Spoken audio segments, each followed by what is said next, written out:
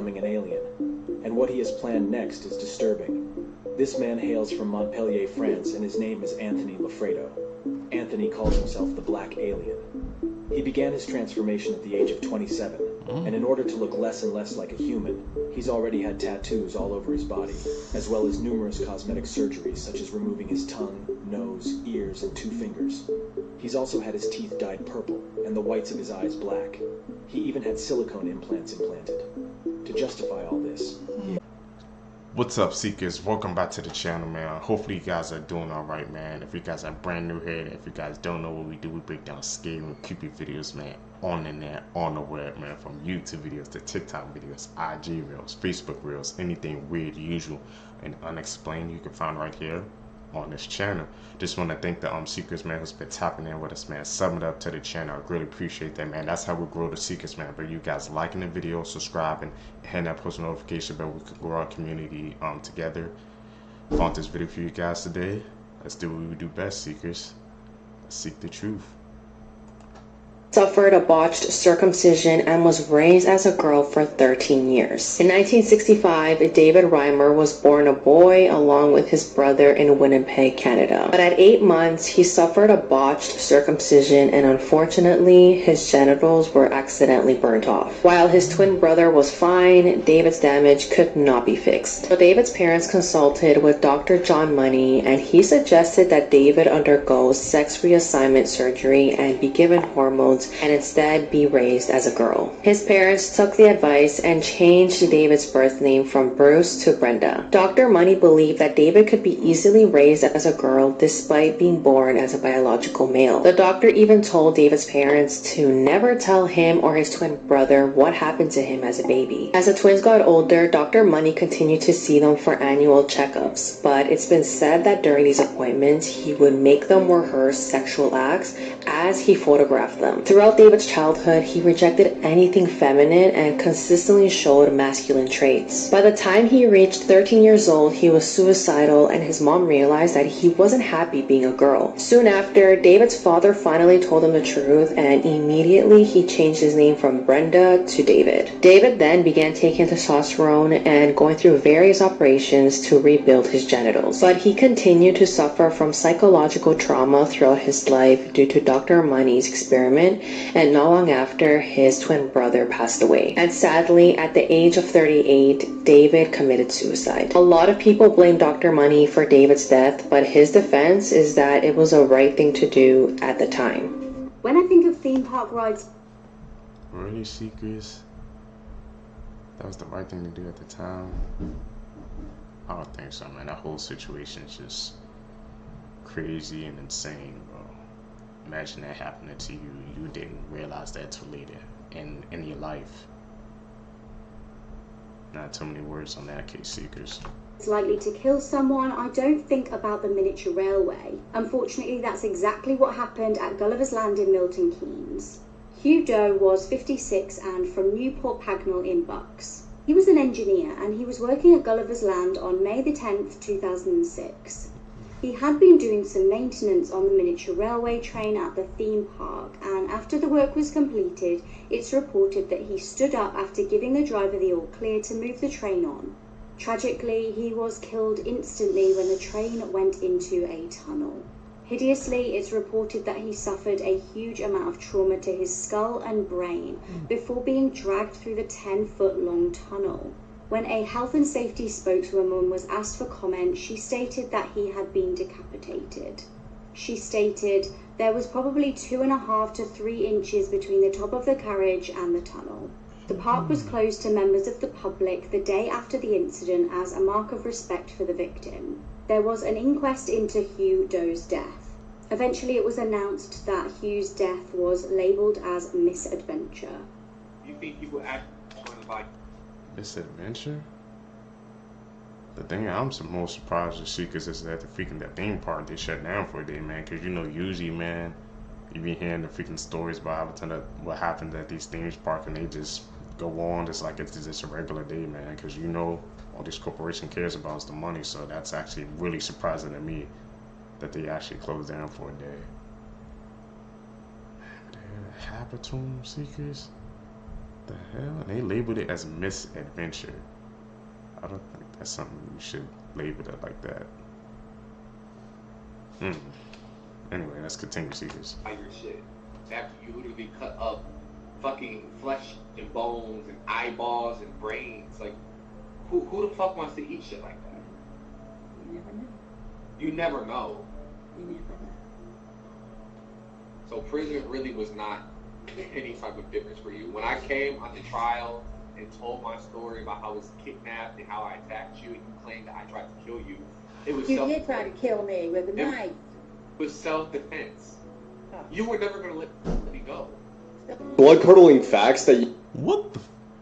He went to her face to face. She was known for cooking people and stuff like that. And when he tried to defend himself, she said, "You try to take me out." I was like, that's a natural response, man. To anybody would do that. You trying to take them out, obviously they're gonna try to protect and defend themselves, Seekers, man. What we going through people's minds? Like I said, when they be doing these acts, they just think that they can just get away with anything, man. It truly is like they don't have a grasp on reality. Seekers, what do you guys think about that case? You wish you never knew. Part 13. Hundreds of thousands of bodies have either been lost or buried at sea, so every time you swim in the ocean, you're basically bathing in a graveyard. Chainsaws were originally invented for childbirth. Female mummies in ancient Egypt were always decomposed more than the male ones, and this is because the male bodies were embalmed a lot sooner while the female bodies were kept at the family home until they started to decompose a little bit. And this was to prevent people from having sex with the dead female bodies. Vlad the Impaler was called this because he would place his enemies ass first on pointed poles that would slowly skewer them to death. Fatal familial insomnia is a disease where a person literally cannot go to sleep no matter what they take or what they do. The symptoms get progressively worse until they die of exhaustion.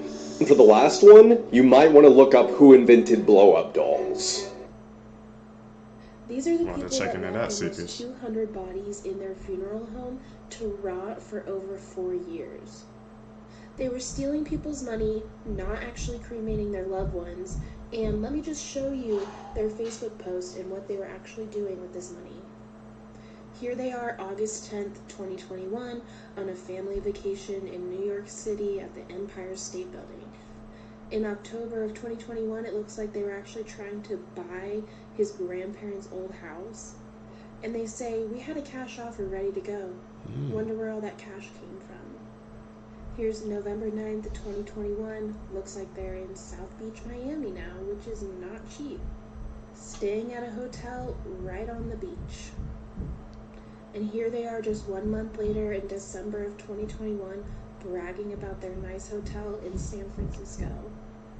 And then in February of 2022, another vacation, this time to Vegas. Him and his wife and his family all going on these vacations. Here's a post from December 2021 talking about how he's so happy with where his businesses are at, the right people in the right place doing the right thing at the right time. Yeah, you were never doing the right thing. You just Seekers, man. People like that just like have no morals, man. Like, you're supposed to be taking care of those freaking bodies, and y'all just took the money and ran and just went on lavish vacations, and then you're acting like you earned their money, talking about people being in the right place at the right time. No, you cheated and stole that freaking money from the families. Like, the people understand like how that affects them, and you just left all those freaking people, the coffers, man. Like, what happened to their freaking bodies, bro? Man, Seekers, man. People, when they be doing these things, I don't think they understand like how much it'll affect another person. Truly, man.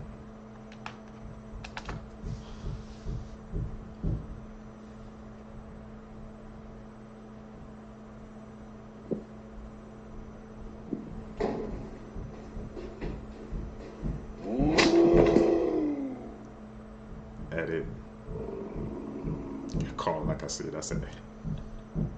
He says that having his own fingers amputated has made him feel more complete. Yet he says he's only 46% of the way to becoming an alien. And what he has planned next is disturbing. This man hails from Montpellier, France, and his name is Anthony Lafredo. Anthony calls himself the Black Alien. He began his transformation at the age of 27, and in order to look less and less like a human, He's already had tattoos all over his body, as well as numerous cosmetic surgeries such as removing his tongue, nose, ears, and 2 fingers. He's also had his teeth dyed purple and the whites of his eyes black. He even had silicone implants implanted. To justify all this, he explains, first you have to know what you want, then you have to have the courage to say it, and finally you have to have the energy to do it. According to some sources, his next steps are to have his legs amputated and to become very thin. So we wonder what he'll look like when he's reached 100% of his transformation. And more importantly, we wonder why nobody's stopping him because he's clearly hurting himself. But he says, I'm lucky enough to live the life I want, to do what I want physically. It's absolute freedom. There's no one to stop me. Except that he still complains when he gets kicked out of public places like certain restaurants, which don't hesitate to ask him to leave. Now the rarest... He must have become an alien, Seekers. And all the videos we covered together, this is my first time I heard something like that, man. And he's going through the process, man. He's got all those tattoos. Like I said, the first time when I saw him, it looked like something had just happened to him, like he was in an incident or something. But to hear that he was doing it to himself, man, because he wanted to become an alien, bro. And he wants to get this full form, like he said, he wants to get thinner, man. Seekers, we're gonna have to check out that case, man. If you guys can check it out, find some more details, tell me down below, bro. We gotta find him, man. That human alien, bro. The black alien, that's what they call him. This lip type is a Cupid's bow lip, where the middle of the upper lip dips down and there are 2 distinct peaks on either side. You can also see it more clearly here. It's difficult to quantify as there haven't been any high quality studies, but it's thought that less than 5% of people have this lip shape. Interesting. Everyone laughed at him when he married her, but 2 years later, they regretted it. The story begins with this guy named Sean, who met Amelia and instantly fell in love. But when he would tell his friends about her, they would just laugh. But Sean knew he loved Amelia and was going to propose to her. Amelia had always been bullied because of her weight, but Sean loved her no matter what. When they went out in public, they would get dirty looks. People would laugh at them in the streets. But Sean did not care and decided to marry her. 2 years down the line, Amelia had a secret that Sean did not know about. Sean was so in love with Amelia, he decided to marry her regardless of people laughing at him. They got married on the beach and looked very happy. But 2 years down the line, Amelia had a deep secret. Sean started to notice that something was off. The couple looked happy, but Amelia was keeping something from Sean. Amelia had been distant for many months, and one day Sean decided to ask Amelia what was wrong. Amelia finally opened up and said that she had been cheating on Sean. Immediately when Sean heard this, he was shocked. He was so angry and felt betrayed. In Texas, a 17-year-old named Isaac Gonzalez was arrested after cutting his ankle monitor off and taunting police on social media. Gonzalez, a murder suspect, who fired around 100 bullets into a residence, resulting in the unintended killing of an innocent woman named Novita Brazil and the injury of another person. He is now facing charges of murder and aggravated assault with a deadly weapon. Additionally, an unnamed 15-year-old boy is facing a murder charge in connection to the incident. The shooting took place when Gonzalez and the 15-year-old mistakenly targeted the wrong house, believing it to belong to a rival gang. This led to the death of Novita Brazil, a 25-year-old woman who was studying at her home. Following the shooting, the suspects engaged in a high-speed chase with the police and discarded several firearms believed to have been used in the incident. They were initially apprehended, but were able to post bail. During their arrests, both suspects displayed a shocking disregard for law enforcement and the seriousness of their actions. You could tell, man, he's like he was throwing up signs when he was getting taken away. People need to have more regard, man, for freaking human life, bro. And they did it at the wrong house as well. He was just an innocent bystander, bro. Man. Bone-chilling story seekers, bro. Gotta be more careful out here, man. You can never know what'll happen.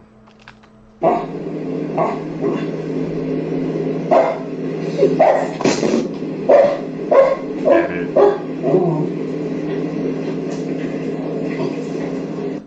This pedophile mom in Ohio committed one of the most horrific crimes I've ever read about. I'm going to add a trigger warning in here right now. This is a very, very disturbing story, so viewer discretion is advised.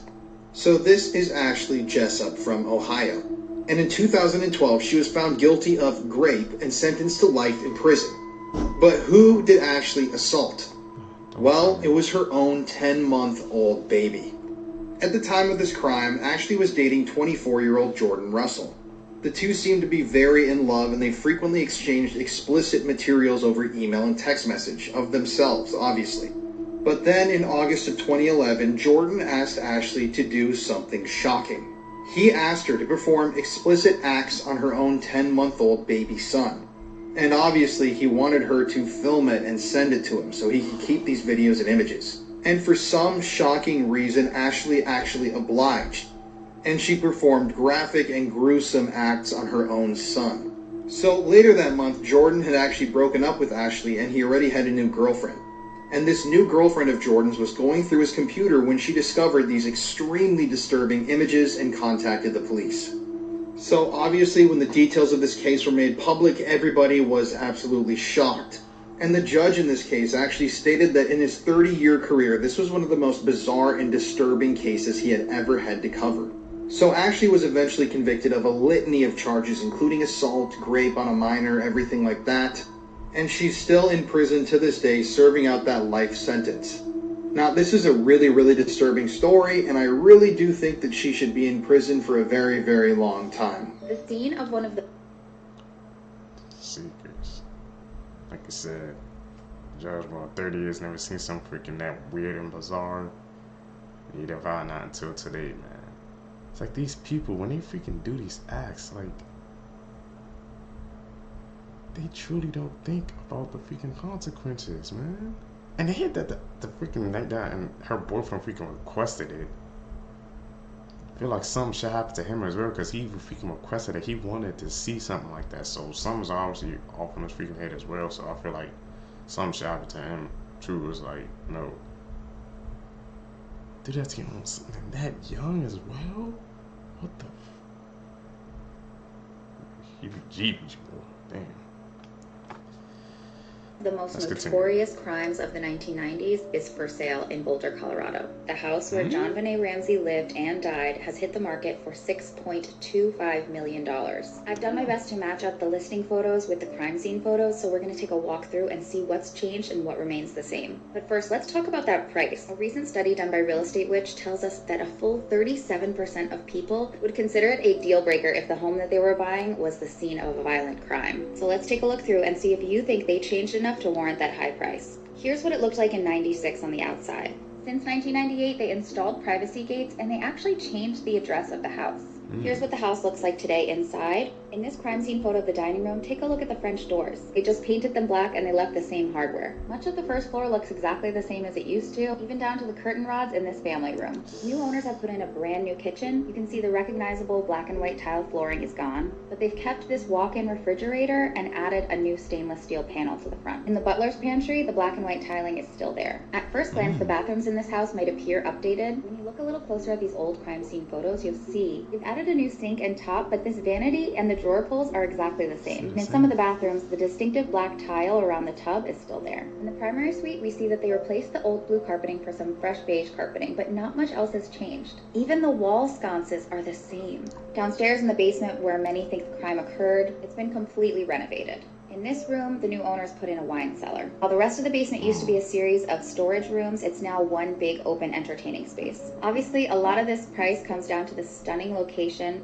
but this house was sold in 1998 for only $650,000, and it has been on and off the market at least 6 times since then, most recently with a huge price increase. This place is already priced way higher than any homes around it. So what do you guys think? Would you live here? This woman was shot and killed by a real-life killer clown. Marlene Warren opened her door to see a clown holding flowers and balloons. As the 40-year-old woman reached out to take the gift, the clown pulled out shooting her in front of her son. Her son said this was a full clown costume, makeup, a red nose, wig, and the clown calmly walked away and drove off in a white Chrysler. And Marlene Warren sadly passed away in the hospital a short time later. This happened in 1990 in Palm Beach, Florida, but it sadly remained unsolved for 27 years. And the killer was sentenced this year in 2023. Her husband Michael looked suspicious because he was not home at the time. But because of the elaborate disguise, her son was unable to make a helpful police sketch. The same year of the murder, a coworker of Marlene's husband tipped off police that his wife had been having an affair. His wife left him, and then Michael, now being widowed, married her in 2002. And in 2017, Sheila Keene Warren was arrested for the murder of Marlene Warren. So what was the most damning evidence, and why would solving this take 27 years? Testimony from a local shop placed Sheila buying the costume 2 days before the incident. Also, this was May, so I don't know why she picked a clown costume. Here's another photo of her in what I'm assuming is a different clown costume. Maybe this lady just had a thing for clowns. A white Chrysler was located a few days after Marlene's passing, and inside they found a long brown hair and orange fibers. Similar orange fibers were found in Sheila's home, and they were likely from the clown wig. This was in 1990, and DNA testing was in its infancy. The cold case was reopened, and the brown hair was tested to be Sheila's, Michael's new wife. She was arrested in 2017, but wasn't sentenced until 2023. Sheila was sentenced to just 12 years for the murder as part of a plea deal. And with time served, she's actually going to get out sometime relatively soon. Michael was not charged, even though I'm sure he knew that his second wife killed his first one. In a recent interview with Michael and Marlene's son, he said that he's just glad to have closure. But what do you guys think? How long should she have gotten for the murder of Marlene Warren? Seekers, man, yeah, how long should she have gotten? She just got 12 years, bro. And the case went unsolved for like 29 years. You would think she would get like a harsher sentence.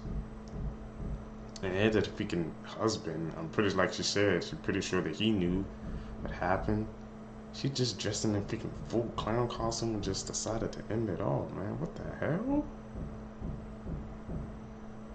For all the things, why was she like obsessed with clowns? Out of all the things she could have wore, she chose a clown. That's really like going pinging off my freaking head, bro.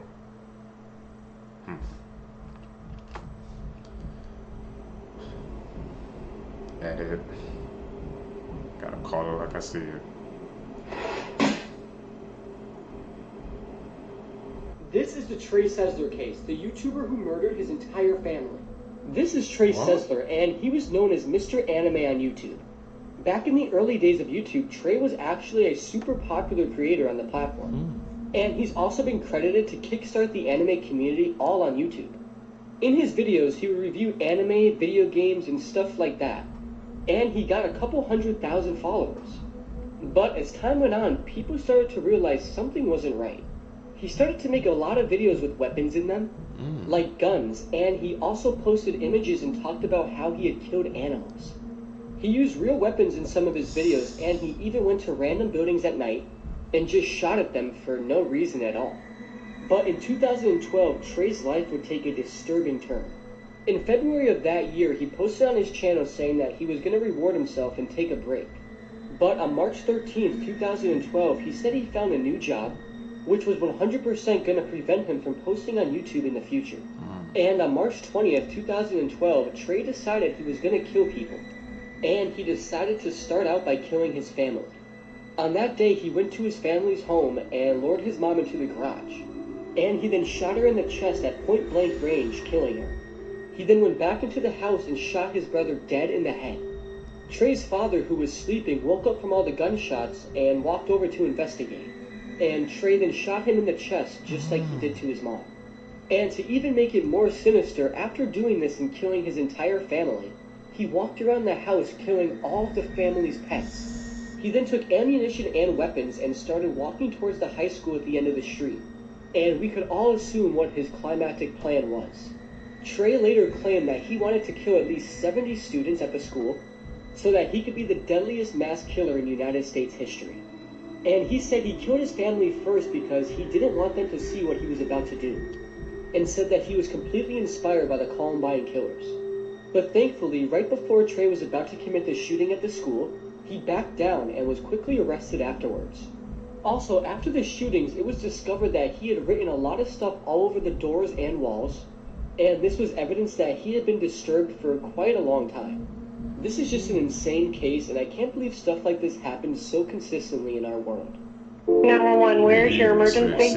My house. Okay, what's the emergency? I just killed my mom and my sister. You just killed your mother and your sister? How did you do that? I shot him with a 22 revolver. Are you sure they're dead? Yes.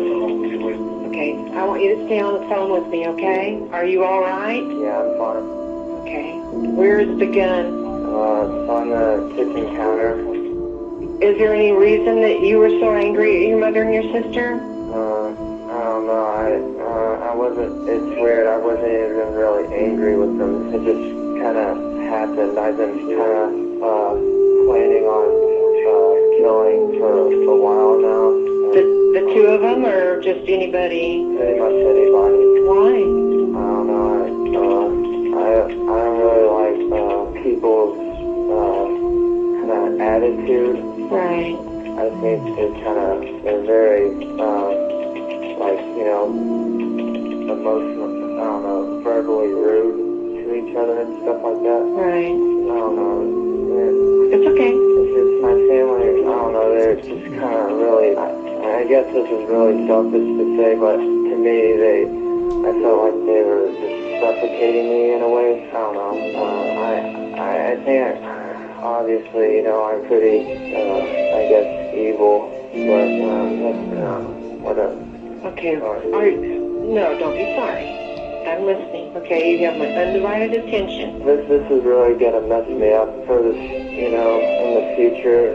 See my sister. I told my sister that my mom needed her. She was in her room, and she came out of her room, and I shot her, rolled down the stairs, and I shot her again, and I went down and I shot my mom about maybe 3 or 4 times. But I'll never forget that my sister, she came down the stairs and she was screaming, and I was telling her that I'm sorry, but to just told Bill that, you know, I was just gonna make it go away, you know, but she just kept on freaking out. But finally she fell down and I shot her in the head about probably 3 times. So they're both downstairs? Yes.